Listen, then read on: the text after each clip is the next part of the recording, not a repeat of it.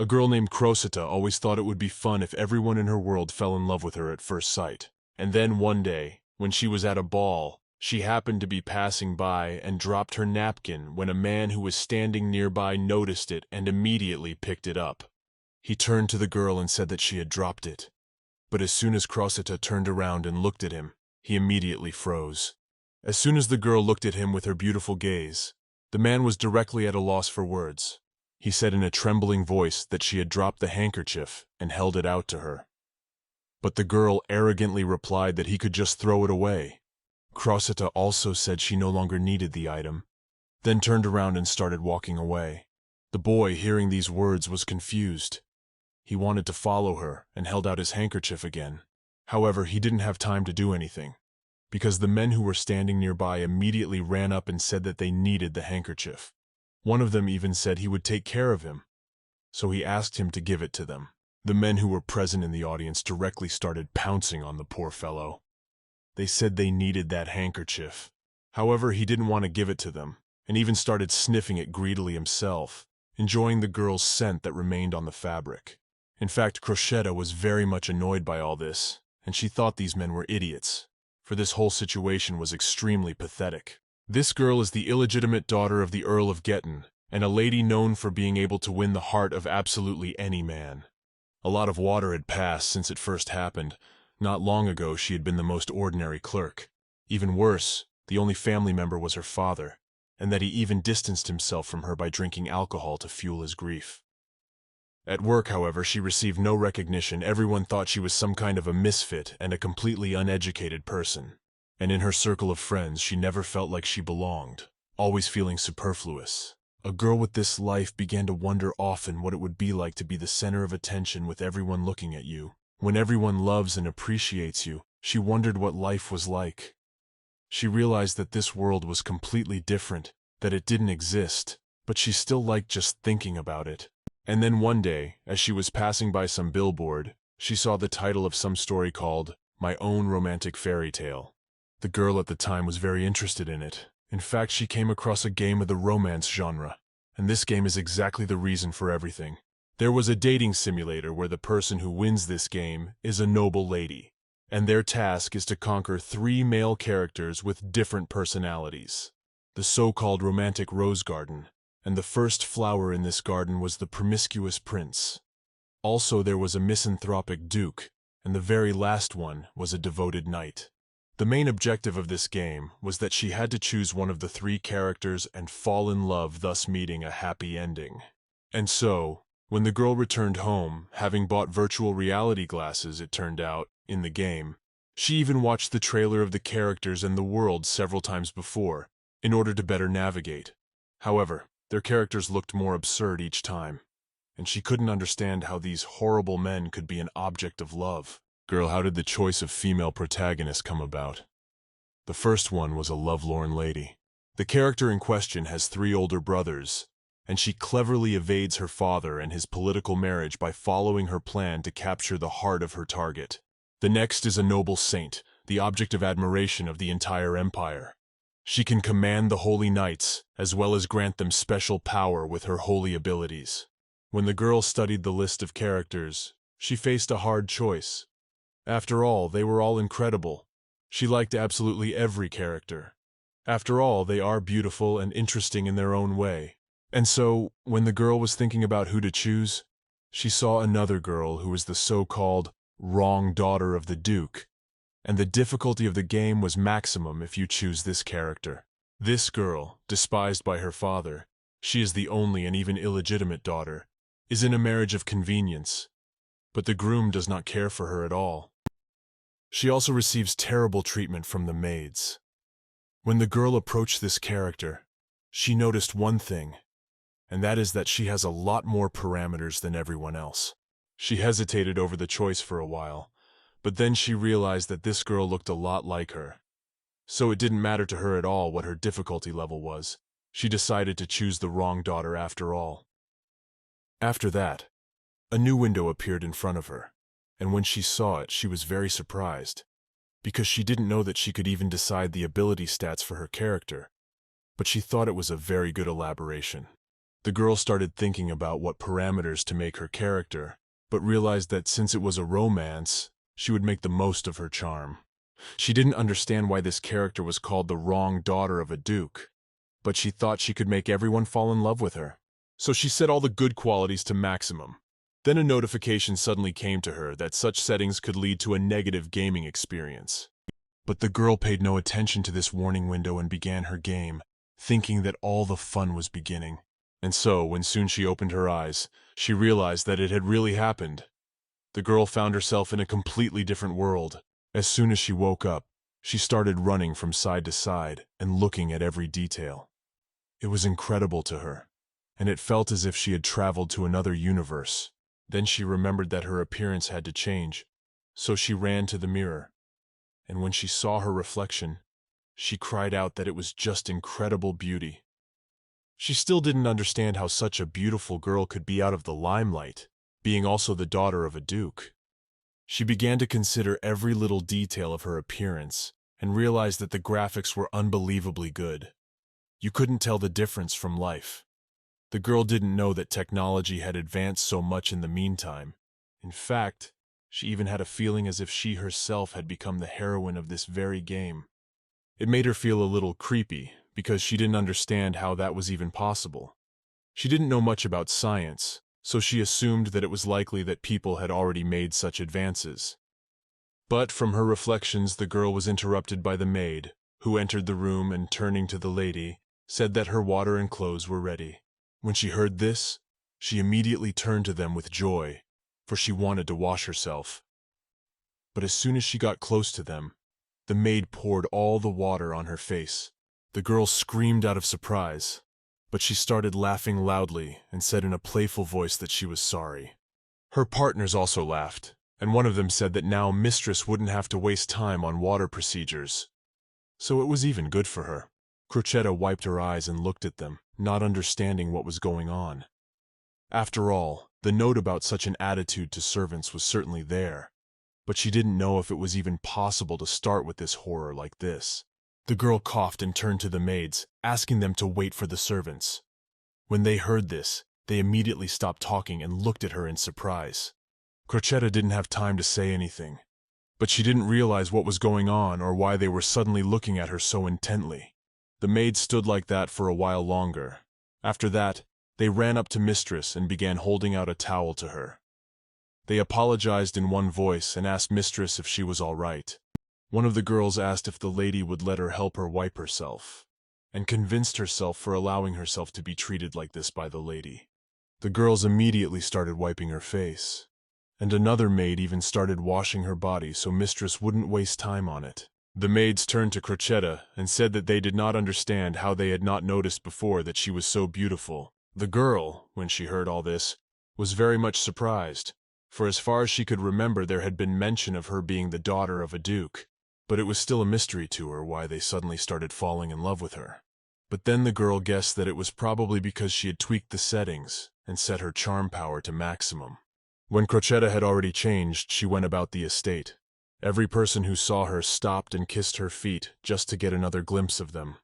They included not only men, but even the women were in admiration of their beautiful lady. But in fact, the girl, it did not bother. She even considered the whole situation very much fun. Crocetta has never had it before where before they meet her, everyone is completely indifferent. But after she looks at someone, they literally fall in love with her. The girl was very happy when she realized that this is really called love at first sight. After all, she had never had it before, and she was happy to experience new sensations. Shortly afterward, the butler came in and told the lady that her fiancé, Lord Dorrell, had already arrived.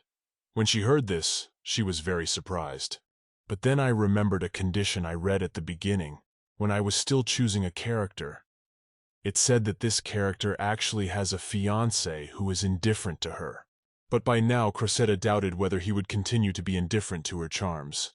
So she answered the butler that she would meet him presently. At this very time, the man stood in the special guest room and thought about the fact that he wasn't sure he could marry this girl. He thought she was a very gloomy woman who only made people sad. It was sad to even be around her. But suddenly he heard footsteps behind him, so he sighed heavily, thinking that it must be her. Lord Durrell did not turn at once. He turned to the lady and apologized, saying that he had come to tell her some not very pleasant news. Crocetta smiled and wondered in a quiet voice what exactly he had to tell her. The Lord, hearing her beautiful voice, turned slowly, and when he looked into her eyes, he blurted out sharply that he loved her. His voice trembled. The man blushed with excitement, but he said that lady was so beautiful this day. He said that of course, she was always gorgeous, but this day she was stunning. The girl laughed awkwardly and said that she actually heard that quite often, but she was still pleased. As she smiled, she thought about the fact that she remembered perfectly well that there had been a setting about him being indifferent to her, but assumed that it had probably been changed somehow too. The girl could not believe that it would be so easy to conquer one man.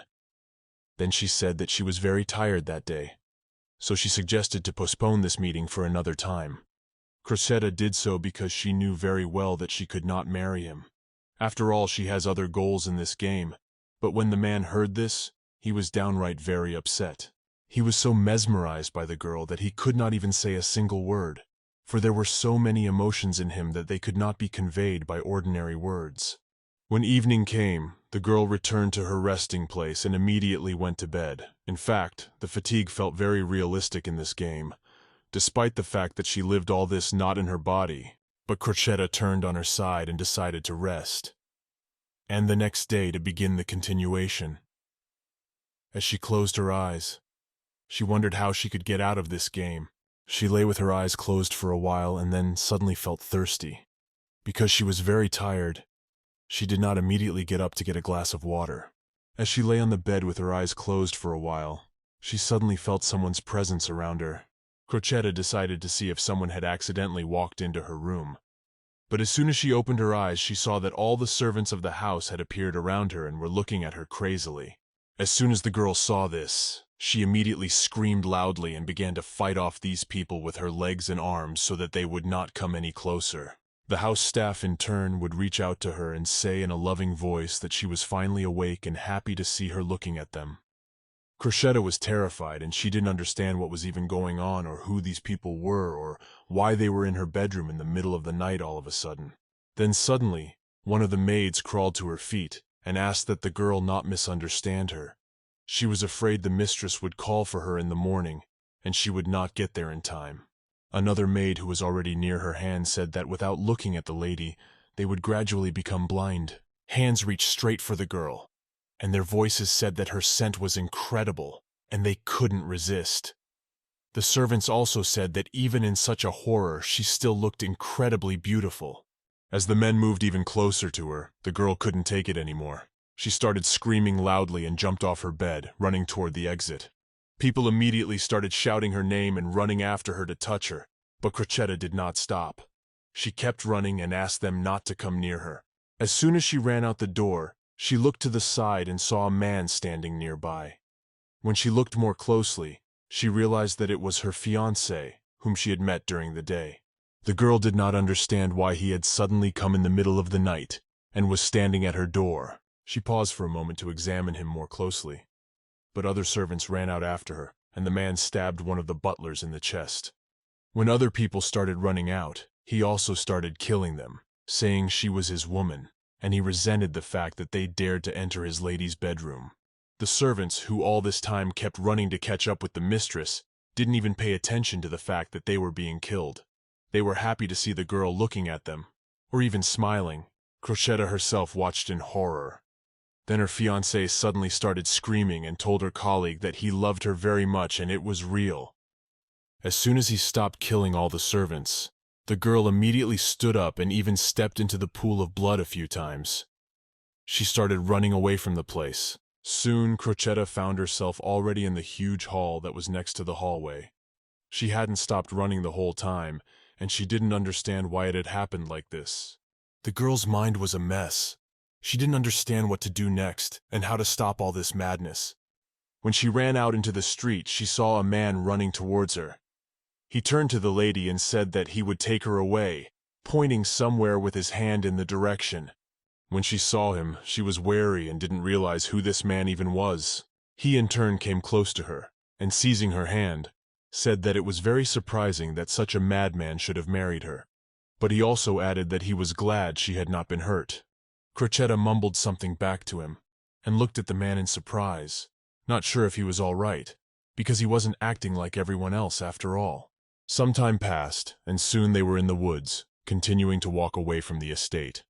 They kept going, and the girl was very glad that at least someone could help her, and that this man had not succumbed to her charms.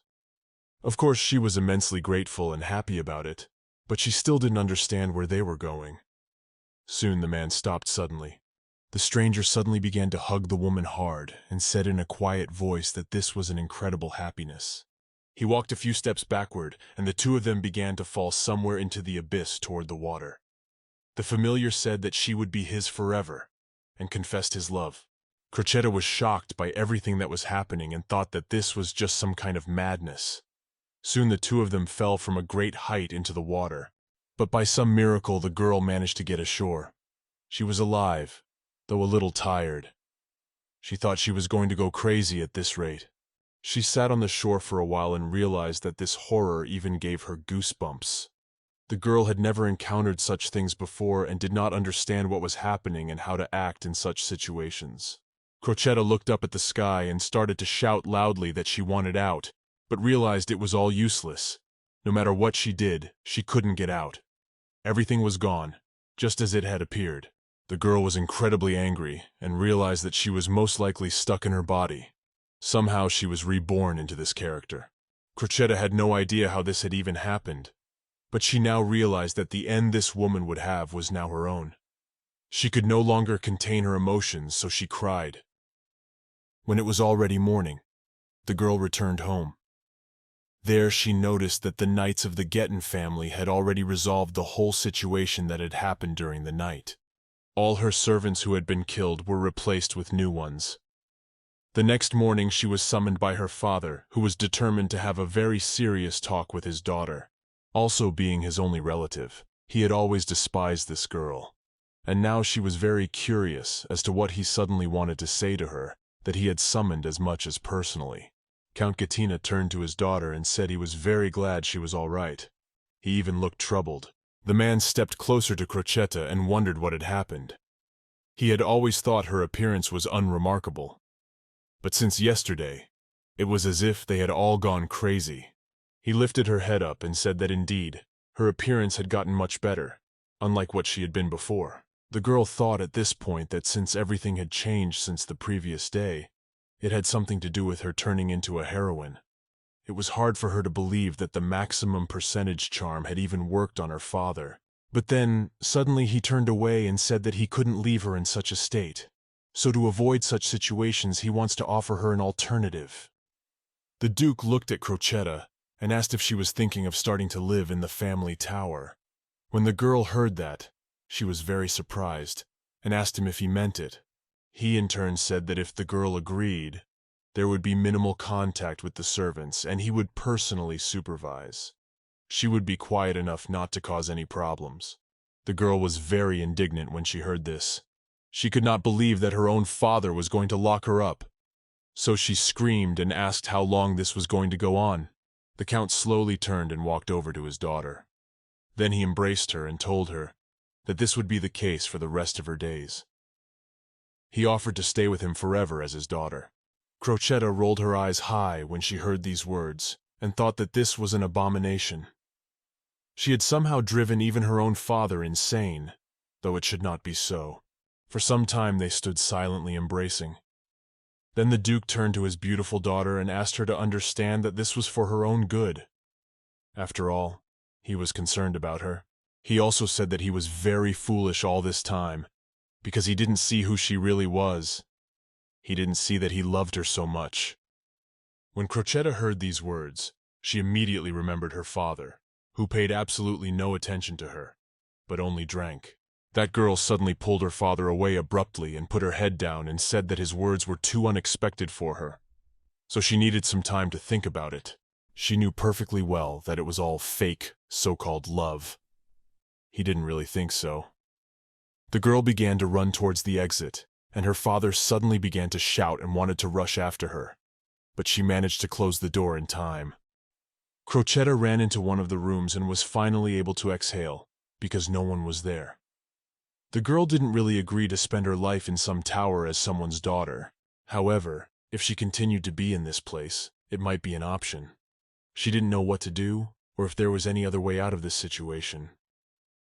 Crocetta thought about it and realized that if she was really stuck in the world of the Rose Romantic Garden, then perhaps the purpose of this game of hers was to win one of the men. And perhaps when she had achieved the goal of this game, then the so-called ending would come. The girl assumed that her theory was correct, and the game would end when the desired end was reached. She realized that if that was indeed the case, she wasn't sure if she could ever return to her world at all. Suddenly, someone knocked on her door. The girl immediately tensed up and asked who it was. A man's voice spoke. It was Jack. He asked my lady if he could come in. Crocetta realized at once that it was the butler who had not been here yesterday. She was about to say he could come in, but then she asked him to wait a moment and come in when she said so. The girl herself at that moment began to walk away behind the charm. Actually remembering what happened to those maids, how they went crazy as soon as they made eye contact with her. She wasn't sure if something would be wrong without eye contact, so she decided to test it out. And so, when the girl was already hidden, she allowed the butler to enter. The man opened the door, and when he saw that the room was empty, he was a little surprised. A woman's voice spoke from behind the screen and asked what was the matter. She asked that the man stand there and just say what he wanted to say. The butler was a little surprised, but agreed to her terms. Jack said he was here to announce the banquet at the Imperial Palace. It would be held the very next day. He asked if Madame would change her schedule to attend the event. When the girl heard that, she thought about the Imperial banquet. Then she thought about the fact that because she was too tired, she didn't even remember all the details about the event. But she needs to behave as calmly as possible, in order for the man not to suspect anything. So she was quiet for a while and wondered to Jack if the day tomorrow, when the Emperor's palace opens its doors for the first time in years, was changing. The butler said that it was correct, and also added that it was a banquet to which all the important people of the kingdom would come. The girl said in a trembling voice that she remembered everything now, but she herself was wary. She didn't know if it would be wise to go there with such a charm. So she said she would think about the offer some more, and also asked that Jack leave already. The man bowed and said he would await her response. When he went out the door, the girl was finally able to get out of the screen. And then she heard Jack's voice, who walked out the door, not understanding why it was the way it was, and said to himself that it was all very strange. Crocetta breathed a sigh of relief at this point, and realized that her so-called charm hadn't worked on him. And as she'd suspected, it only worked with eye contact. One look from her and the man would be caught. Such a strong effect from a single glance frightened her, but she wondered if it would be weaker if she covered her eyes even halfway. She also speculated that the servants who stood by her bed during the night did not immediately attack, only because her eyes were closed.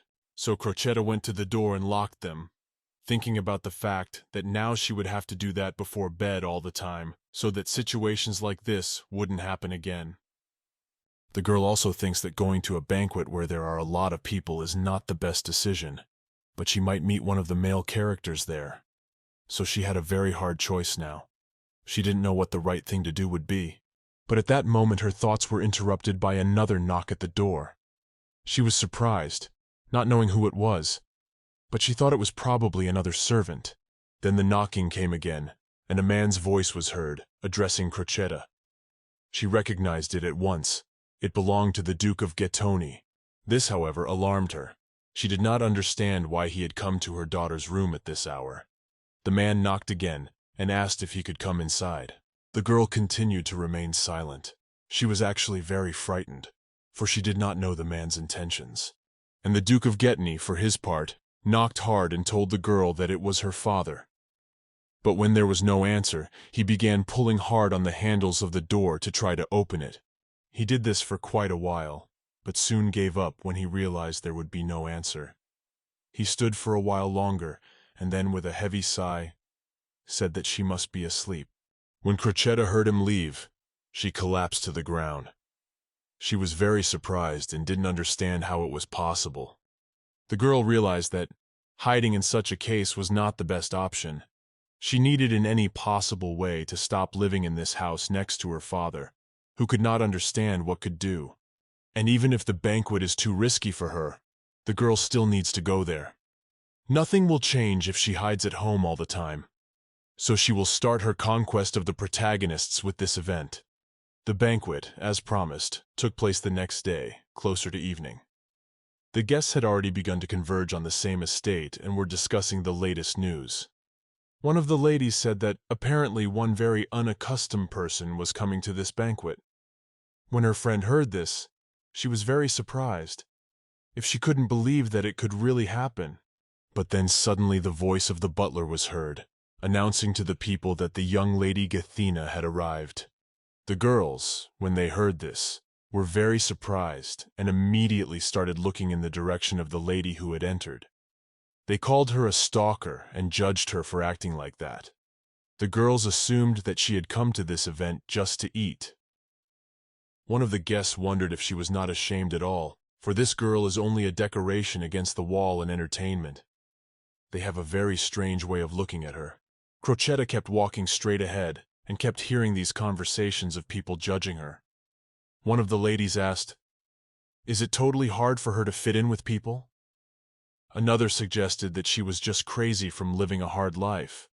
The girl was ready to cover herself with her hands, but she didn't care about their taunts.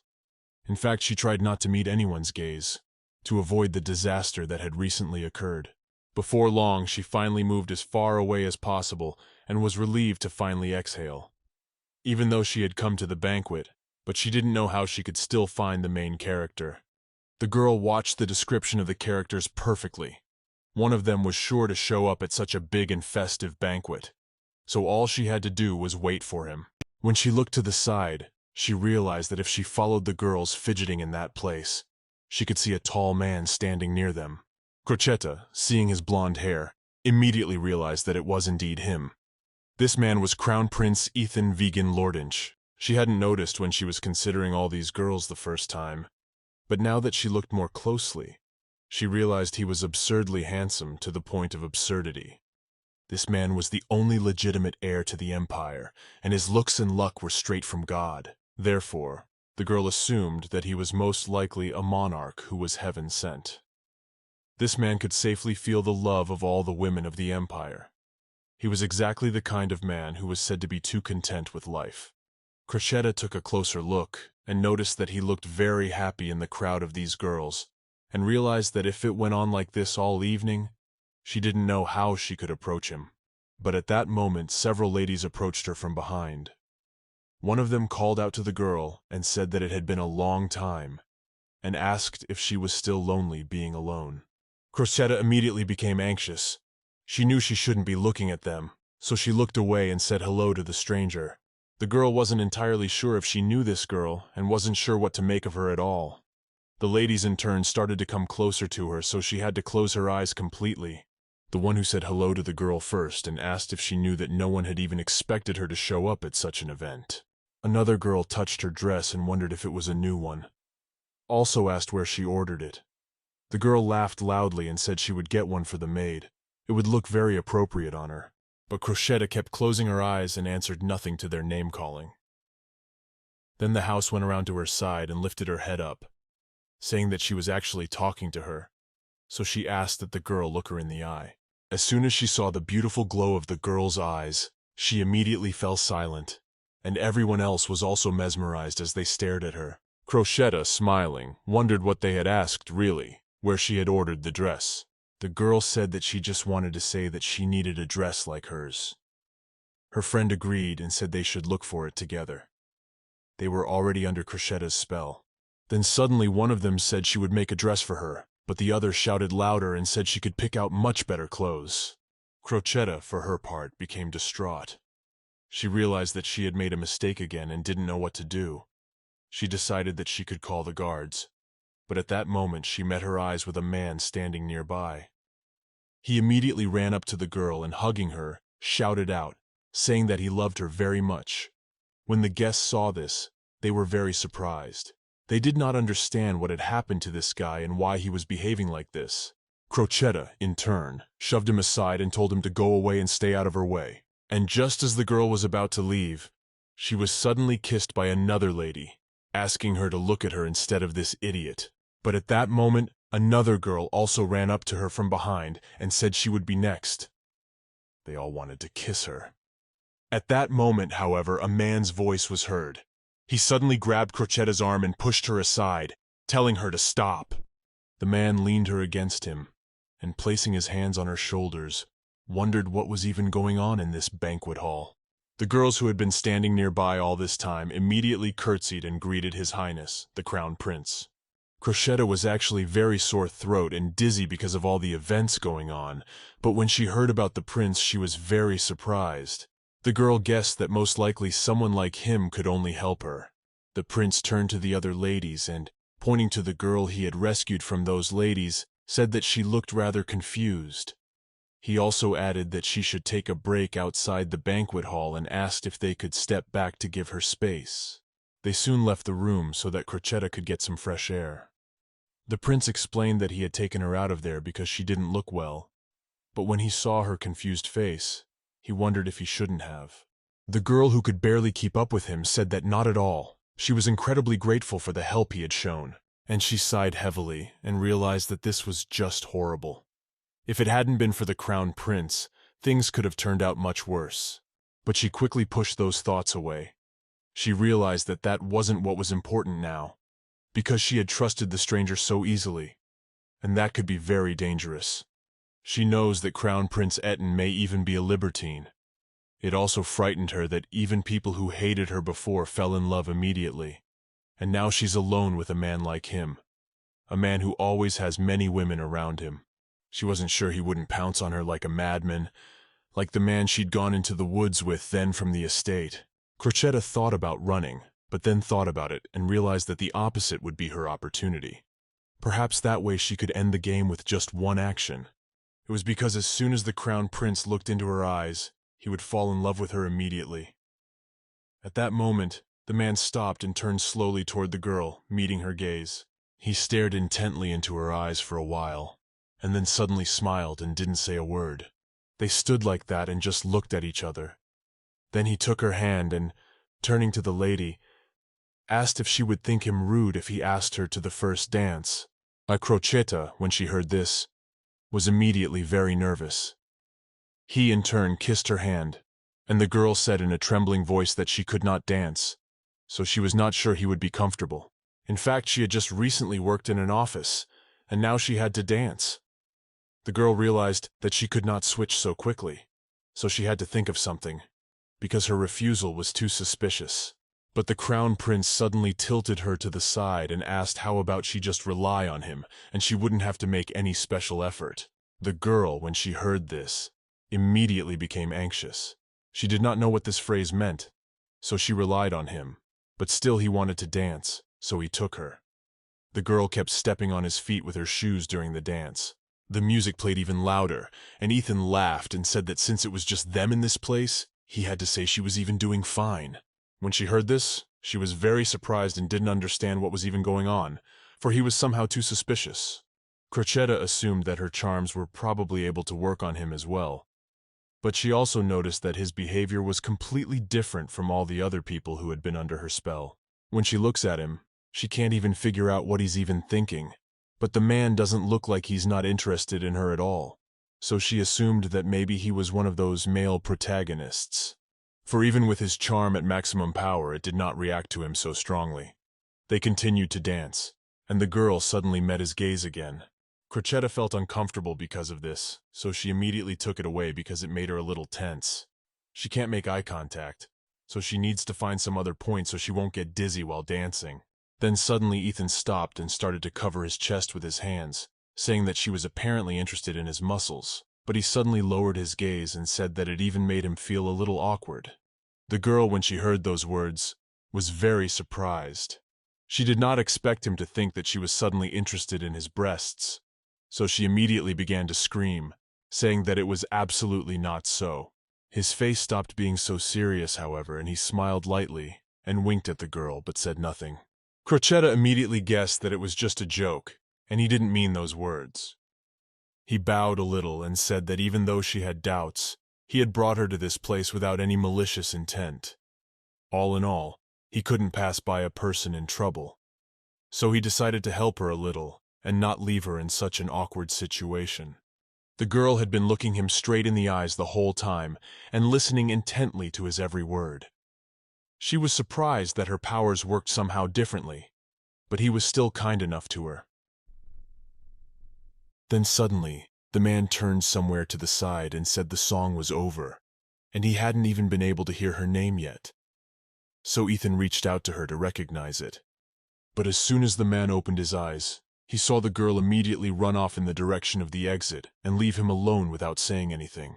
Crocetta in turn ran away quickly, descending the stairs in order to prevent the man from catching up with her. She paused for a moment to catch her breath and look to see if anyone was following her, and realized now why the charm wasn't working on him.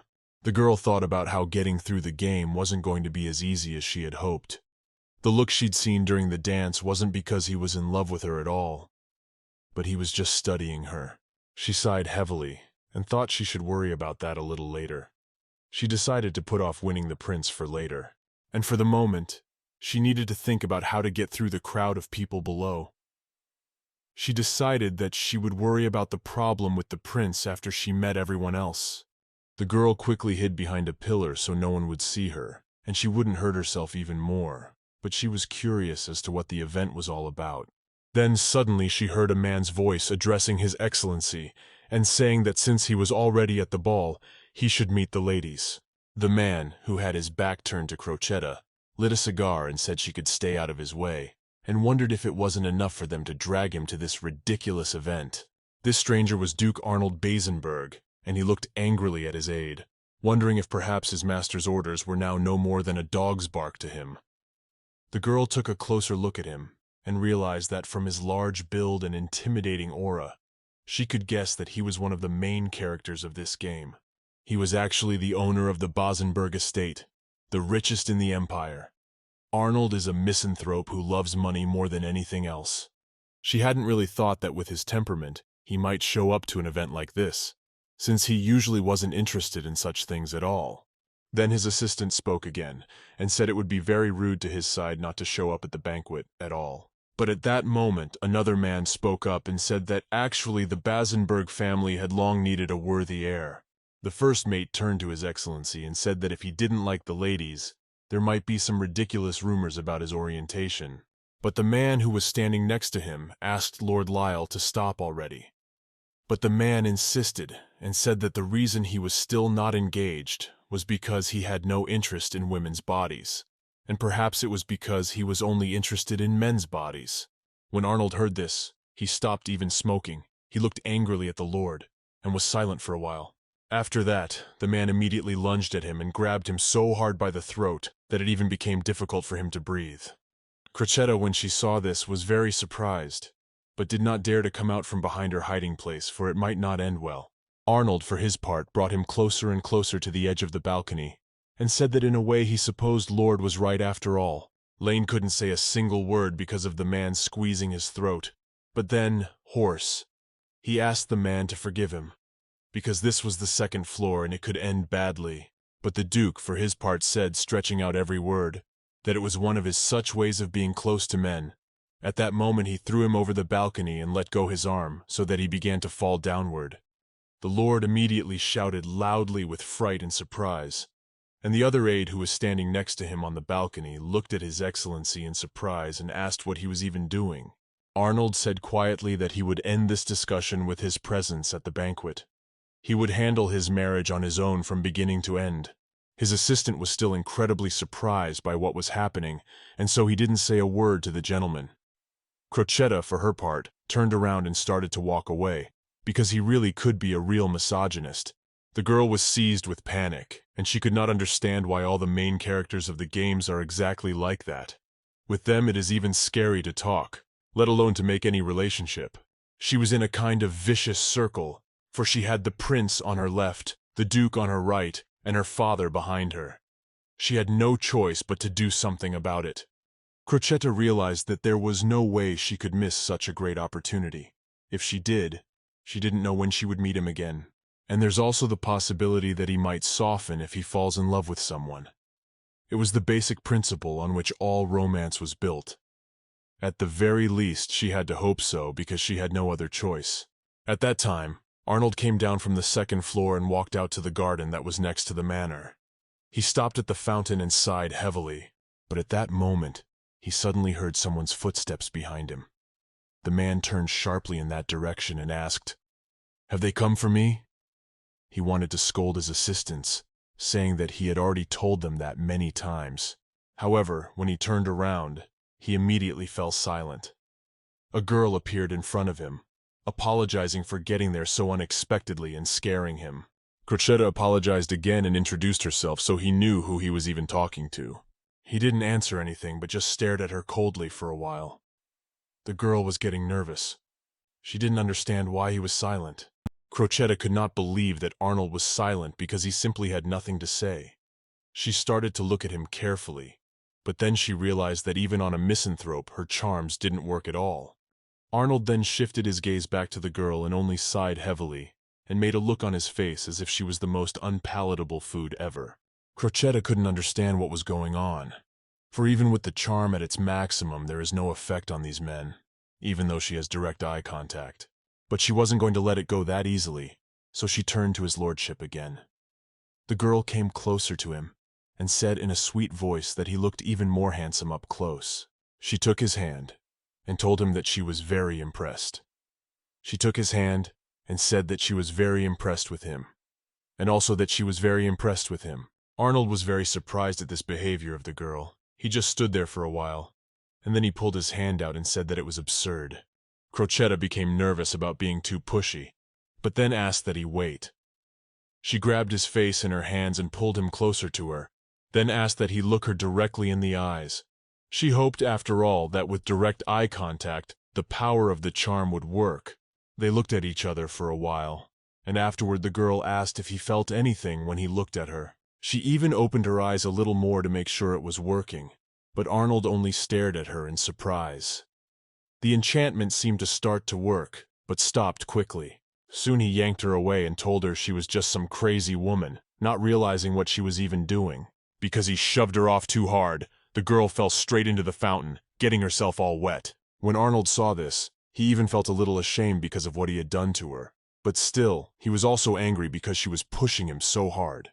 Crocetta realized that this was just a complete failure, and she had absolutely nothing to do with the main characters.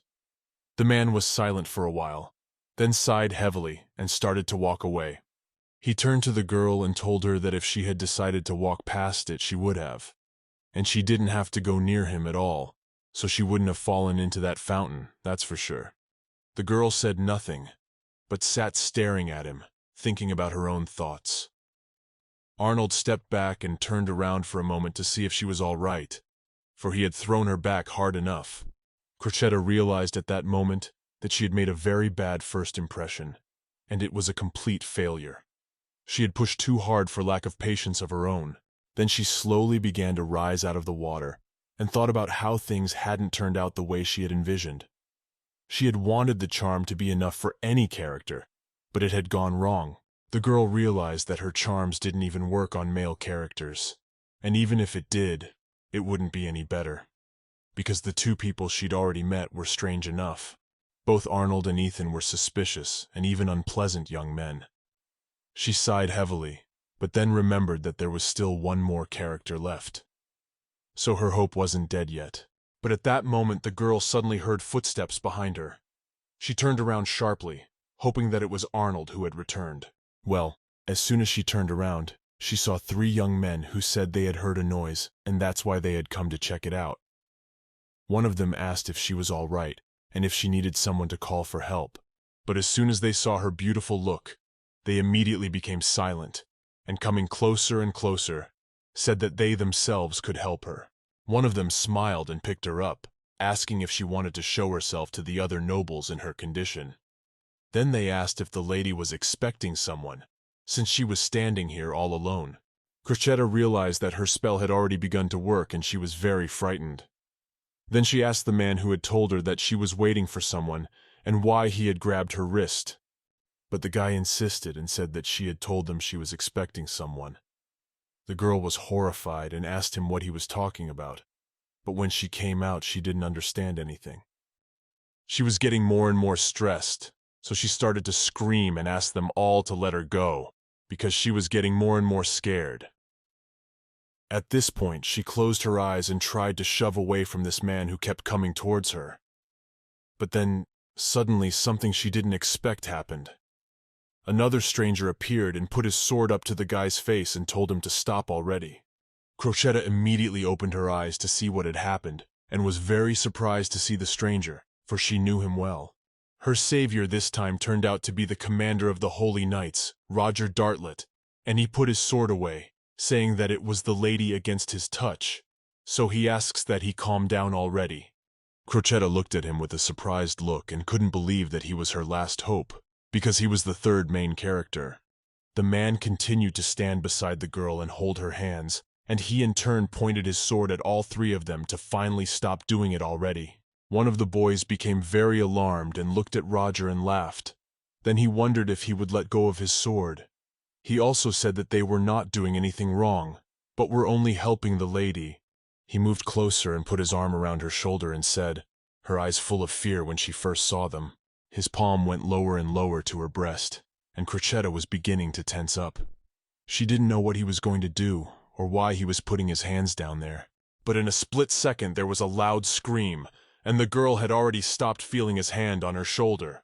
When she looked down, she saw that his palm had been severed by the sword, flying downward and spurting blood in every direction. Crocetta was incredibly surprised and started screaming, and the guy who had his arm chopped off also started screaming because of the pain he felt abruptly. Roger explained that insulting a noble man was punishable by punishment, and he asked that the man repent for the rest of his life, despite his wrist, and remember the mistake he had made. Then he came close to the lady, and holding out his hand to her, asked if she was all right. The men, in turn, did not stand there for long. They started screaming loudly and running away so that they wouldn't get hurt even more. The guy who had half of his arm cut off asked for help because it hurt so much. Crocetta said nothing to this. She watched the whole scene with horror. Then Roger asked her quietly if she was hurt and if she was all right. At that moment, the girl immediately came to her senses. She slowly turned to him, remembering that he was the third and foremost character she had to attract. Examining him from head to toe, she realized that he was the loyal and stubborn leader of the Royal Knights, and the heads of the knights followed strictly the faith and code. Roger is always neat and ritzy, but it doesn't make him feel human. The girl continued to stand in the fountain and did not know whether she should be thanked for such help. She realized that if she did anything wrong, she might end up in that man's shoes, for he was clearly not a normal person. She realized that if she did anything wrong, she might be in the man's shoes, for he was clearly a deranged man. When Roger saw that she had sat back down in the fountain, he wondered what was the matter with her. Then the girl calmly replied that her legs were a little weak, so she decided to sit down.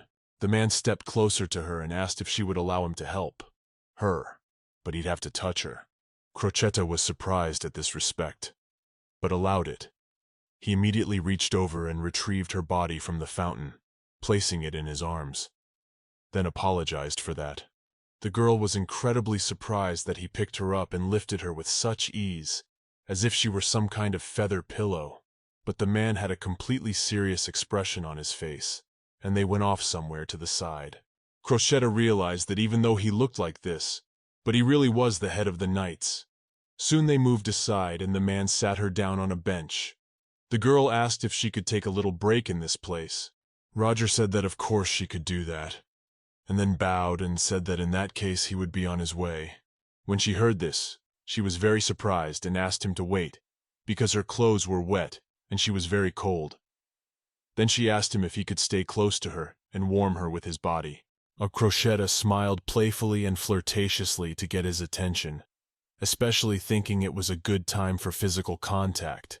He, in turn, began to take off his jacket and said he understood, and now he would give her his jacket to keep her warm. She, hearing this, immediately became alarmed and said she wanted the jacket, not the jacket. The man started to take off his shirt and said that in that case, he could share it too. Crocetta started to cover her face with her hands and said that wasn't what she was talking about at all. Then he began to undo the belt of his pants and wondered if she wanted him to give them to her. Then the man realized he had made a mistake, and seeing her frightened face, he immediately put his clothes back on. Roger bowed and said that he was very much sorry, for he had almost appeared before the lady of the house in a vulgar manner. He handed her the jacket again and told her to take it. Crocetta kept insisting and said that not at all. It was she who should apologize, for she had said everything in such a way that he had misunderstood. In fact, the girl at this point was thinking about how Roger was just impenetrable.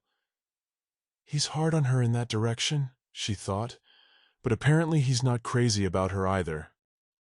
She didn't understand why this was happening, since her charm is at its maximum.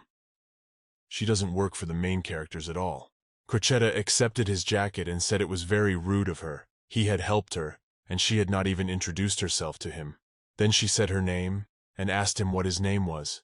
The man bowed and said he was only a priest and asked that she not be so courteous. Then he said his name was Roger. The girl thought at that moment that he was really not just a priest, but a leader of the knights. Crocetta here suddenly choked and began to cough loudly, when the man heard, "It's you," said, that she may have already managed to catch a cold, so she should go back to her manor as soon as possible to avoid catching something worse. But the girl laughed and said there was nothing wrong with it. She still wanted to talk to him, but Roger insisted and said it could be very dangerous to her health. He also said that even though he was a priest, he was still a man, and to be alone with him would be very inappropriate for her and her reputation. She was very surprised to hear this, and could not believe that he really thought it inappropriate. Then she said that her legs were still too weak, and that she had not rested enough to travel so far to the manor. Rogers grabbed her in his arms and said that in that case he apologized again, but he would have to take such action. Crocetta was incredibly surprised at this behavior of the man, but at first screamed and asked him to stop, because she did not want her to carry her home, but wanted to talk to him longer. Soon afterward they came to a wagon which was just waiting for some people, and Roger asked the coachman to get it to the Getney mansion as soon as possible. Crocetta sat indignantly inside the wagon and thought about the fact that he wasn't even listening to her. When he had settled everything, he began to close the door and told the girl to be careful on the way home, and make sure she was warm when she returned. Then she realized that she had very little time left at all, and she screamed directly at Roger the priest. She was about to say something, and she thought that she could not let the last character leave like that. She needed him to linger somehow. Well, as luck would have it, under stress, the girl's brain didn't work very well, so she couldn't come up with any good ideas quickly. Crocetta realized that she had very little time left, so she moved closer to the priest and kissed him gently on the cheek. Roger was incredibly surprised and couldn't even say anything back when her kiss ended. She pulled back and smiling asked, "If she does that, will he remember her better?" The man had no time to reply, for the coachman had already harnessed the horses and told them to start on their way. Crocetta heard no response from the priest and simply drove away, leaving him in wonder, completely alone in the street. The man sighed heavily, unable to understand how she could have done such a thing. It was outrageous. She had kissed a man she had never seen before, and a priest, too. He knows very well that such things are usually punished severely, but he didn't understand why he had such feelings now. Nor did Roger know why on earth the lady had mistaken his help for something like that. He'd taken to chopping off an innocent man's shelves, and she hadn't even been surprised by it. Any other person would have run away by now, let alone spend some time alone with someone like that. He started to walk off in the direction of the manor, and thought about how he definitely needed to find her and explain these things, in order to ensure that there were no misunderstandings. And so when he stepped back a few meters, he suddenly fell to his knees, not understanding why he suddenly felt so weak in his legs, and he also had many different feelings inside that he had never experienced before. At this very time, Arnold returned to his assistant on the balcony and told him he was already here. The man turned to His Excellency and was very happy that he had returned after all. He also said that they had brought Riley to the manor with injuries. To this, Arnold replied that he absolutely didn't care about that guy, and asked that they find out more about Crocetta Gaetani.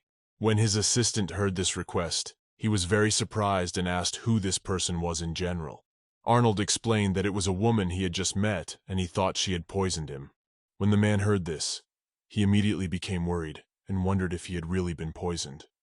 He ran up to him and asked if he was all right, and if he could stand at all. The master pulled away from him and said that even though he felt better, it was still very hard for him when he first met her. His breathing had quickened. His heart was beating much faster. His body was warm. His face was full of blood, and he felt it all incredibly strong. The aide, upon hearing this, was very surprised and asked if this was really all happening to him. Arnold said that every single thing was true. His hands were still shaking. He also added that something strange happened after their contact. His heart pounded as if it had been tapped several times with a hammer. He sighed heavily and also added that her scent was straining his thoughts, and basically all of him. As the assistant listened to all this, he wondered more and more. But when the gentleman finished his story, he got very excited and said that he understood everything. The man ran somewhere to the side and told Arnold that they needed to investigate all the information about this unknown woman soon. Arnold looked at him in surprise, not understanding what was wrong with his assistant's face, for it was shining with joy. At this very time, a strange situation was also happening at Ethan's estate. He was sitting in his office and would think about Crocetta. He asked that his assistant find out more information about this girl, and so when the man did, he said she was the Earl's illegitimate daughter, a common bastard child. She wasn't the sort of person who'd normally be dragged into bed. The assistant asked the gentleman, did she really make such an impression on him because he even remembered her name? And that's quite unusual because he didn't even remember the names of the girls he slept with. But the prince resented it and said that not at all. Rather, he was cautious of her. He had a sense even of danger around this stranger. The aide, upon hearing this, was very surprised and asked, is it really true? Ethan turned away and smiled and said that as soon as he saw her, he felt a kind of excitement he had never felt before.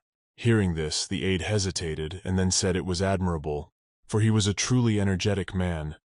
But with his opposition, one should be careful in choosing places. The prince laughed and asked, is it really that strange? He may be an idiot, but he still has some manners that he adheres to. Then he got very serious and said that he understood perfectly well that when a banquet was making a fuss, it was best not to get involved. But that scene when the girl was kissed by another girl was a lot of fun. He handed him a sealed envelope and asked that they investigate the situation and send her this letter. Ethan said that by sending him, they reason could specify absolutely anything. But the aide was suddenly very surprised and said that if the Empress found out about it, she would be very angry, and they would be very bad. But the prince kept smiling and said that it's better to take one look and ponder the result and deal with the consequences afterward than to regret all the time that you never tried it.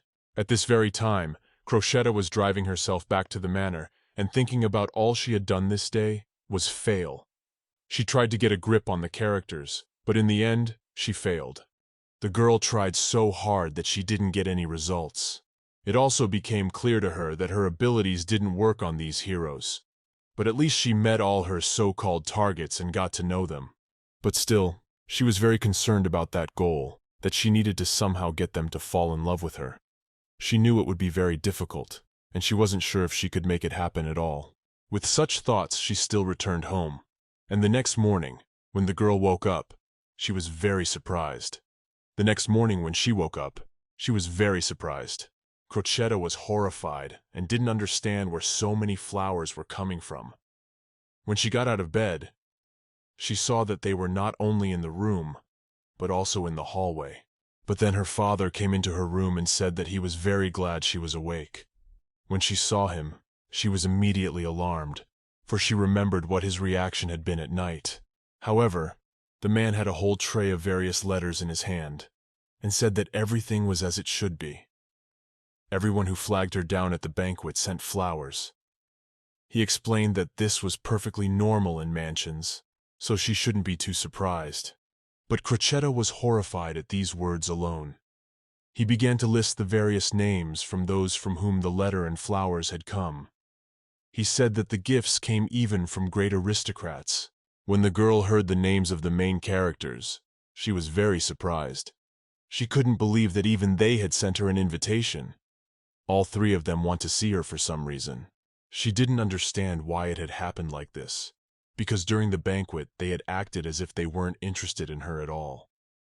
She thought that she must have missed something, since they had sent her all the letters. Her father came up behind her and put his hands on her shoulders. He said that she already had a fiancé to worry about, so he advised that she had better not answer all their letters. Crocetta felt his hands on her shoulders and immediately pulled back and said that not at all. She also added that she would damage the reputation of her father and the whole family if she declined the invitation of such singers. It would be very impolite of her to do so,